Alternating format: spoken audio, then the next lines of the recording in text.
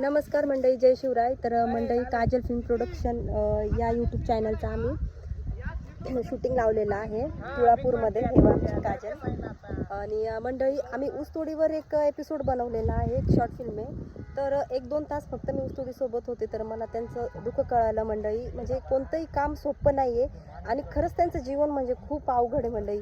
म्हणजे मी काहीच बोलू शकत नाही, माझ्याकडे शब्दच नाही, फक्त मी हॅट्सअप म्हणू शकते. तुला काय म्हणायचं आहे काजल याच्यावर?